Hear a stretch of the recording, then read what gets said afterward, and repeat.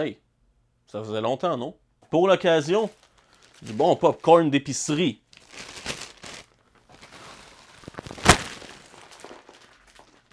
Salut à tous, ici William Pérus. Alors voilà, chose promise il y a très longtemps, chose due, je m'attaque aujourd'hui au deuxième volume de La petite fille aux allumettes. Soit les recueils de nouvelles des contes interdits, en fait. Vous savez, je vous ferai pas la salade. Dans le fond, c'est les recueils de nouvelles basés sur toutes les apparitions de la petite fille aux allumettes dans les divers contes interdits. Et ce volume-ci contient des nouvelles de David Bédard, Dominique Bellavance, Steve Laflamme, Maude Royer et Vic Verdier. Donc, dans le fond, comme j'ai fait l'autre fois, on va traiter les nouvelles une à la fois, avec un petit mot sur chacun des contes interdits, dans le fond. C'est parti, hostie! Le recueil débute avec la nouvelle de David Bédard tirée de son conte interdit, Aladdin. Aladdin étant le premier conte interdit de l'auteur, je vous dirais que je lui ai préféré son second, qui était Krampus. J'ai trouvé Krampus bien meilleur, honnêtement. Mais Aladdin était très bon. Aladdin versait plus dans l'action. On y suivait un type, disons, qui avait un peu une vie de marde, de mémoire, et qui se voyait offrir, disons, l'opportunité de réaliser, disons, 3 vœux. Mais je vais m'arrêter là pour mon résumé parce que je l'ai pas du tout frais en mémoire, hormis quelques scènes assez répugnantes. Donc je risque de le résumer mal. Je vous dirais que l'exploitation des fameux 3 vœux et de la lampe magique, c'était... Je vous dirais que c'était bien exploité. C'était même très très bien exploité. Donc là-dessus, je dirais que c'était une des forces du livre, son exploitation des vœux. Bon, sa fin un peu trop froide qui révélait dans le fond les problèmes avec la nouvelle collection dans l'univers des contes interdits, c'est qu'avant la création de cette seconde collection de produits dérivés, en fait, d'œuvres dérivées, les contes interdits étaient créés comme étant des produits uniques, hormis, disons, certains volets qui avaient une continuité avec d'autres volets. Quand un auteur écrivait un conte interdit, il le voyait comme une œuvre finie, alors que clairement, celui-ci, tu le vois qui dépend de sa suite, pour apporter une continuité. C'est pas le seul à avoir fait cette erreur-là, mais disons que ça révèle, disons, le problème de la collection dans l'univers des contes interdits. Ça a conduit à des œuvres qui avaient des fins un peu trop brutales. Alors pourtant que dans l'univers des contes interdits, de mémoire, n'existait pas à la sortie de ce livre-là. Bon, n'existait pas. C'était pas sorti, mais sûrement que c'était déjà en discussion en coulisses chez ADA. J'en sais rien, personnellement. Santé. Après le popcorn d'épicerie, l'eau de robinet. Mais sinon, j'avais plutôt apprécié Aladdin, même si bon, je le retiens pas comme étant un de mes préférés. Celui-ci verse plus dans l'action, comme je l'ai dit tantôt, l'action sanglante, l'action un peu macabre. Il y a des scènes, par exemple, qui vont ravir les fans de gore, parce qu'il y a des scènes qui sont vraiment dégueulasses. Mais vraiment dégueulasses. Je ne dirais qu'une seule chose, la scène des toilettes et des petits cubes de viande, les cubes de bœuf, on la ressent. C'est dégueulasse, mais on la ressent. Bel job, David Bédard. Mais bon, ça c'est pour le conte interdit Aladdin. Que dire de sa nouvelle? Dans la nouvelle, tu suis dans le fond un père et sa fille en bas âge. Je pense qu'elle a comme... Ben, en bas âge. Sa fille enfant, là, je pense qu'elle a 9 ans. Là. Un père et sa fille qui sont pognés pour fuir de chez eux parce que le père, disons, a un passé assez sombre et il se fait rattraper par son passé. Grosso modo, c'est ça. Ça t'explique les racines de la petite fille aux allumettes, mais c'est... La nouvelle m'a laissé un peu sur ma faim, je vous dirais. J'ai pas été particulièrement charmé par la nouvelle. Disons, je l'ai pas apprécié autant que j'avais apprécié Aladdin. On va donner un petit point positif. Les dialogues, dans l'ensemble, sauf de rares exceptions, sont plutôt bien composés. On y croit. C'est pas des dialogues qui sonnent écrits, c'est des dialogues qui sonnent prononcés. Qui sonnent dits, si on veut. Donc, au niveau des dialogues, ça va. Mais je vous ai dit sauf exception parce que certains dialogues osent de l'humour extrêmement mal placé. Mais extrêmement mal placé. La narration aussi d'ailleurs, ce qui est un problème, parce que c'est pas une narration à la première personne, c'est une narration à la troisième personne. Si c'était une narration à la troisième personne, ce serait compréhensif.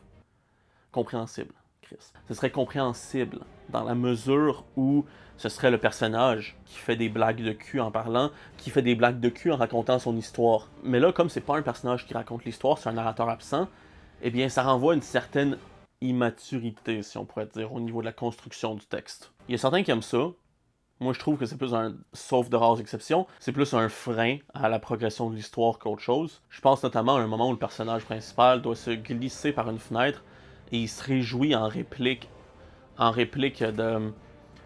de pas avoir grossi ou je sais pas quoi, parce qu'il réussit à passer. Je l'ai pris personnel parce que moi je serais trop un gros tas de marde pour repasser, mais c'est pas grave. Le truc qui est grave par exemple, c'est que le personnage se glissait dans la fenêtre pour aller tuer quelqu'un.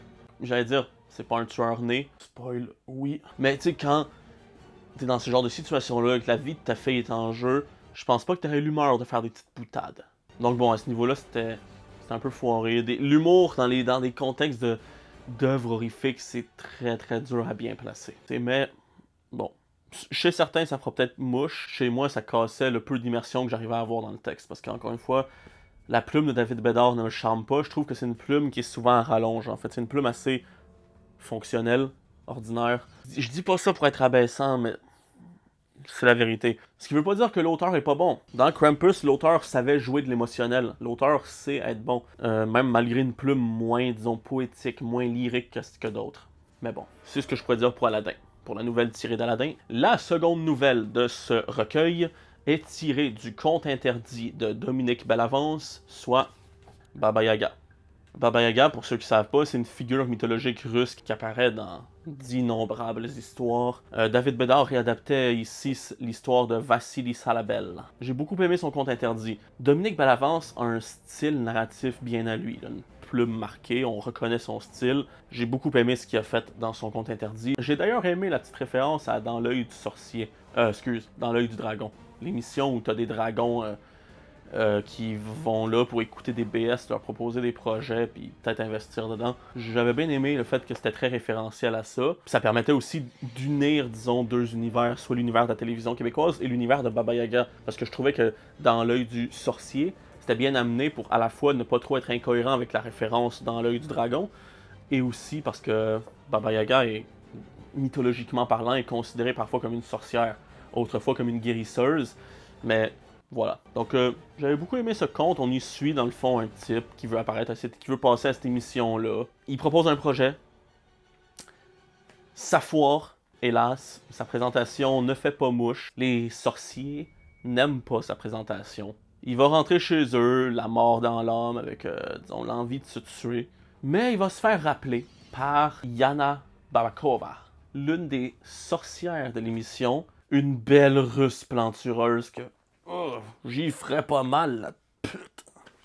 Qui va lui proposer d'investir. Ça, c'est pour Baba Yaga. Puis ici, la nouvelle de Dominique Bellavance, nouvelle qui est sous-titrée La Révélation, est vraiment bien construite. Elle a une chronologie. Elle a une chronologie inversée. Et la chronologie est très bonne. J'adore le fait que c'est inversé, ça nous permet bien de plonger dans le texte, d'avoir les réponses. En fait, disons, d'avoir l'équation après la réponse. J'ai beaucoup aimé la nouvelle de Dominique Bellavance. Très franchement, numéro 1, j'ai beaucoup aimé. Donc non seulement la chronologie inversée est une bonne idée, mais elle est surtout très bien exécutée. Parce que des fois ça foire, qu'on essaie de jouer avec le temps. Là-dessus, c'est bien foutu. Certains pourraient penser que ça réfrénerait leur immersion dans le récit, ou disons leur investissement émotionnel dans le récit, que de tout savoir à l'avance. Au contraire, ici, on est tout de même tout autant investi dans l'histoire que si on savait rien à l'avance. Fait que là-dessus, c'est très très bien exécuté. L'auteur a un très bon sens du récit qui rend le tout extrêmement captivant. Et on y retrouve plusieurs personnages que j'avais beaucoup aimé suivre dans le conte interdit. J'ai bien aimé. J'ai même plus que bien aimé. J'ai beaucoup aimé la nouvelle de Dominique Bellavance. La troisième nouvelle de ce recueil est tirée du conte interdit Barbe Bleue de Steve Laflamme, qui est son deuxième conte interdit. Steve Laflamme se spécialise dans le thriller, un genre que je n'affectionne pas du tout. Le roman policier aussi, qui est un style qui me saoule plus qu'autre chose. J'ai jamais vraiment réussi, sauf de très rares exceptions, à m'embarquer dans un récit policier. Qu'il soit littéraire ou cinématographique, c'est un style que j'évite car c'est un style qui me saoule. Surtout parce que j'ai l'impression, peut-être à tort et avec un certain mépris, que 70% des romans policiers ont tous la même prémisse, la même promesse et le même enjeu. Et souvent les mêmes types de détectives aussi. Souvent c'est un binôme absolument incongru, comptant Un vieux sergent détective scrap mentalement, souvent alcoolique, souvent dépressif, souvent divorcé. 3 choses que je suis destiné à devenir. Qui va être forcé à être jumelé à une jeune recrue fraîchement débarquée qui a encore de la vie dans son âme, qui l'affectionne, mais que c'est pas réciproque dans le fond. Donc le vieux décrissé, il l'a dans les pattes. J'ai souvent l'impression que ça se résume à ça, les romans policiers. Souvent, le détective ressemble à ça, et souvent, l'enjeu est le même. Je vais vous donner rien qu'une phrase. Une phrase d'accroche que vous avez déjà entendue ou lue, c'est sûr à 100%. Au cours de son enquête, il découvrira que certains secrets font mieux de demeurer enterrés. Ou quelque chose du genre. Puis, ça recoupe plein de promesses, plein de phrases d'accroche de plusieurs œuvres policières. Ce qui fait que c'est un style qui me saoule. Parce que ça se ressemble beaucoup trop. Mais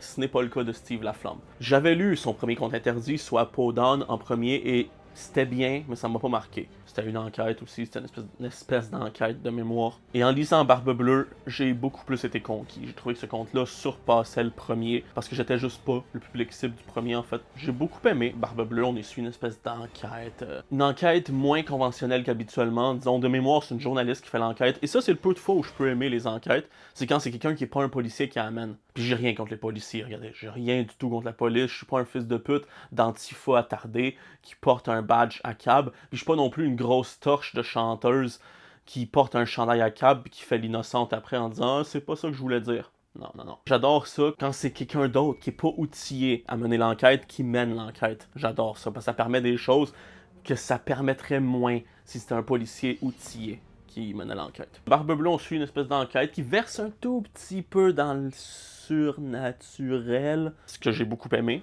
Que dire de sa nouvelle? Dans sa nouvelle, on suit une espèce de bande de punk à chiens. C'est une bande de... Oh, une bande de scrap. Une bande d'espèces de parias de la société, des néo-vampires, comme ils se décrivent, en fait, qui se nourrissent de sang, de craie d'animal, et... C'est assez sordide, mais on suit une bande de squatteurs, de pouilleux, des punks à chiens, dans le fond. Une bande d'électeurs de Québec solidaire après une nuit de beuverie, dans le fond. La nouvelle est correcte. J'ai pas du tout été embarqué dedans, honnêtement, parce que moi, tu me dis vampire, tu me perds. C'est pas la faute de l'auteur, encore une fois, c'est moi. Tu me dis vampire, comme je vous dis, tu me dis vampire, je suis déjà perdu. Ça m'intéresse pas du tout, les affaires de vampires. Pour un public qui aime ça, je pense que ça peut vous plaire, parce que c'est une approche intéressante de l'idée d'un vampire. La narration est... correct. L'auteur, disons, se permet un peu la même chose que Simon Rousseau dans le précédent recueil se permettait avec sa nouvelle, c'est-à-dire des phrases un peu stupides. Je vais vous en donner deux exemples. Page 125. On a la description de la dentition d'un type, et c'est une description extrêmement conne. D'une chiquenaude, il soulève la visière de sa casquette pour mieux reluquer Pammy. Il commet l'erreur d'ouvrir les lèvres quand l'envie de sourire davantage l'envahit. Pammy voit surgir des dents tenant Caïn-Caha, si affligée par les ingrédients qu'Axel se shoote dans les veines qu'elle menace de faire la même chose que toutes les personnes de son cercle intime et de le quitter, elle aussi. Je comprends l'idée de faire du drame, de vouloir verser dans le drame plus humain. Hey, ses dents vont le quitter comme toutes les personnes de son entourage. C'est un personnage esseulé, c'est triste. Ok, oui, mais... En plus, c'est le même type de conneries que Simon Rousseau avait écrit dans son affaire. Les dents, Simon Rousseau disait que les dents, ça t'a fait la malle. Les gens de l'entourage de ton personnage sont partis de leur propre chef. Des dents ne vont jamais partir de leur propre chef. Les dents vont partir par négligence ou par la violence. Ok? Je comprends l'idée derrière, je saisis la volonté derrière ce que l'auteur a voulu exprimer, mais c'était juste pas le bon moyen de l'exprimer. Il y a aussi le premier paragraphe du chapitre 14 qui est Cave en Christ. Devant l'église Saint-Roch, il est devenu difficile de distinguer Bado et Camé. Mais Poud, lui, se démarque du lot avec son bonnet de lainage noir, sa barbe dans laquelle vivrait une famille de possums. C'est pas fini. Et ses épaules plus carrées qu'un angle à 90 degrés. C'est très pauvre comme narration. sais, une barre dans laquelle vivrait une famille de possums, c'est un superlatif, c'est une exagération. T'auras jamais une seule barbe assez grande pour une famille de possums. Je suis désolé, là. Ouais, mais c'est une exagération, il sait, l'auteur, et on le sait. Ben justement, s'il sait, pourquoi il la met. T'es pas dans un livre humoristique, encore une fois, t'es dans un livre qui est censé être sordide. Puis tu mets des affaires de même, c'est ridicule. Pour ce qui est des épaules larges comme un angle à 90 degrés, ben c'est trop long pour rien. Il fait juste dire que ton personnage est une armoire à glace. Ou fait juste dire qu'il a des épaules larges ou qu'il est costaud, peu importe, mais le décrire comme un angle à 90 degrés, c'est une narration très pauvre. C'est une manière très pauvre de le dire. À part ça, ça va, c'est une nouvelle qui plaira à certaines personnes. Moi, je suis juste pas le public cible. Je pense que ça plairait à du monde qui sont plus réceptifs déjà aux histoires de vampires. Parce que moi, j'y ai pas été particulièrement réceptif. Donc bon, c'est tout pour cette troisième nouvelle. Ah là là là là. Là, on embarque dans la quatrième nouvelle de ce recueil qui rehausse énormément de niveau. Mais vraiment. Je dirais même, si c'était pas de la cinquième nouvelle aussi, que celle-ci porte le recueil à elle toute seule. Il s'agit de la nouvelle tirée de Bambi, le conte interdit écrit par Maud Royer. Maud Royer, on en reparlera très bientôt. J'ai lu son Prédateur. Puis je vous dis que on va avoir l'occasion d'en reparler très bientôt, parce que c'était très bon. Maud Royer, globalement, est une auteure que j'adore. Tout ce qu'elle fait, c'est toujours très bon. Elle ne m'a jamais déçu. Même, je dirais que parfois, elle frôle l'excellence. C'est ce qui est le cas de Bambi. Et Bambi, je crois que ça se mériterait un épisode de ces livres-là aussi, parce que c'était du solide, Bambi. Je pense que c'était facile, son conte interdit le plus mieux. Donc c'est ça, c'était son meilleur conte interdit, je pense que c'était Bambi. Puis sinon, j'avais adoré aussi de la même auteure K.A. la Prédatrice, qui est le dérivé du conte interdit, le livre de la jungle. C'était très bon également, et je me tarde, il me tarde de lire son dérivé de Bambi, qui est Andreas, le chien fidèle. J'ai vraiment hâte de le lire, honnêtement. Même si, regardez la couverture d'Andreas, et lisez la nouvelle de la couverture divulgage la nouvelle, qui elle-même divulgage le dérivé. En tout cas, c'est assez cocasse. Je vous dirais que Bambi, dans le fond, ça parlait d'une secte. Une secte dont le gourou est persuadé de pouvoir ramener les âmes des défunts de ses adeptes dans des corps d'animaux. C'était salement bien exploité dans le livre. C'était vraiment bien foutu, j'ai adoré ce livre-là, vraiment les dialogues, l'histoire, la narration, le style de Maud Royer que j'adore à chaque fois, qui n'est pas un style qui est exempt de défauts, mais ça n'existe pas un style exempt de défauts. Je dirais que des fois, il y a certaines pensées en italique qui ne cadrent pas avec les personnages, mais sinon, c'était vraiment foutrement bon. Et sinon, que dire de sa nouvelle? Sa nouvelle dans La Petite Fille aux Allumettes est très très bonne. Tu suis une fille qui a récemment accouché, une mère célibataire dans le fond. Non, le bébé est pas brun, hostie de raciste.